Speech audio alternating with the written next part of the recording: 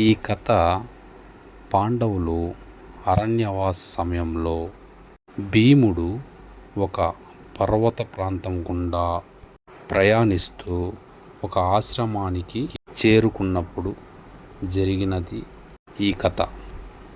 ఇది మహాభారతంలో ఈ కథని ఎవరు చెప్పలేదు. చాలామందికి ఈ కథ గురించి అయితే అస్సలు తెలియదు. ఇప్పుడు ఈ కథ గురించి మనం తెలుసుకుందాం. చుట్టూ పచ్చని అడవి, వర్షం పడబోతున్నట్లు ఆకాశంలో మేఘాలు ఉంటాయి. అలాంటి సమయంలో భీముడు నెమ్మదిగా ఆ అడవిలో అయితే నడుస్తూ వెళ్తూ ఉంటాడు.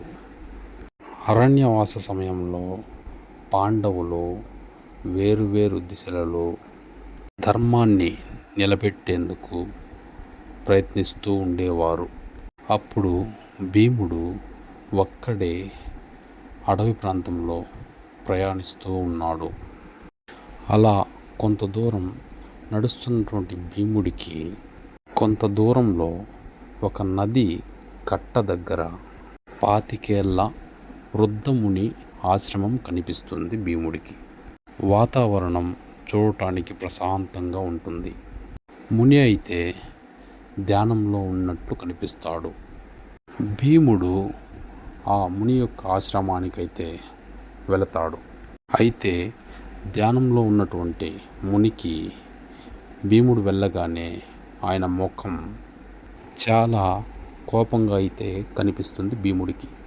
ఎందుకంటే భీముడి యొక్క శరీరంలో ఒక శాపం అయితే కలుషితం అయి ఉంటుంది. కాబట్టి ఆ మునికి కోపం ఉంటుంది.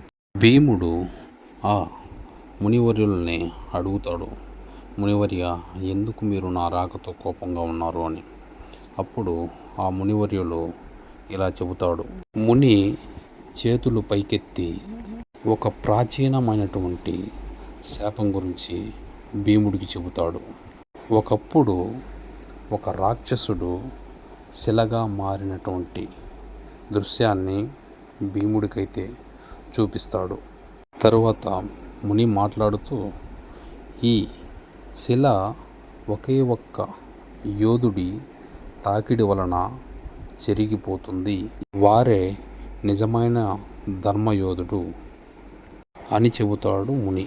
భీముడు ధర్మాత్ముడా కాదా అని తెలుసుకోవటానికి ఆ శిలను కదిలించమని భీముడితో చెబుతాడు ఆ ముని. సరే, అలాగేనని భీముడు కూడా అంగీకరిస్తాడు. భీముడు గట్టిగా అయితే ఆ శిలను పట్టుకొని లేపడానికైతే ప్రయత్నిస్తాడు. ఆ శిలను భీముడు ఎత్తుతుండగా ఏదో ఒక విద్యుత్ శక్తి అతని ఒంట్లో ప్రవహిస్తున్నట్లు అతనికైతే అనిపిస్తుంటుంది. ఆ శిల ఒక్కసారిగా చీలిపోతుంది. అప్పుడు ఆ యొక్క శిల నుంచి ఒక రాక్షసుడి యొక్క ఆత్మ అనేది బయటకు రావడం జరుగుతుంది. ఆ యొక్క శిల పగిలినటువంటి క్షణంలో శిలలో ఉన్నటువంటి రాక్షసుడి యొక్క ఆత్మ విముక్తి అయితే పొందడం జరుగుతుంది. ముని భీముడికైతే ఆశీర్వాదం అయితే ఇస్తాడు. భీముడి యొక్క బలం 10 రెట్లు పెంచేలాగా ఆ ముని అయితే భీముడికి ఆశీర్వాదం ఇస్తాడు. 10 రెట్లు పెరుగుతుంది కూడా.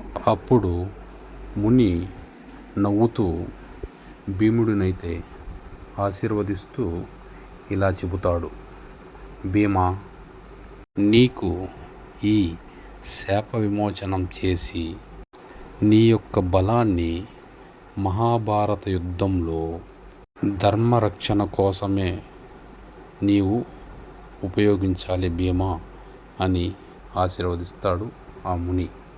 ఇలా ఆ రాక్షసుడి యొక్క ఆత్మని, శాపాన్ని పోగొట్టి ఆ ముని వద్ద నుంచి 10 రెట్లు బలాన్ని పొందుతాడు భీముడు. ఈ కథ ఇప్పటి వరకు ఎవరో చెప్పి ఉండరు. ఈ కథ మీకు నచ్చినట్లయితే వీడియోకి ఒక లైక్ చేయండి.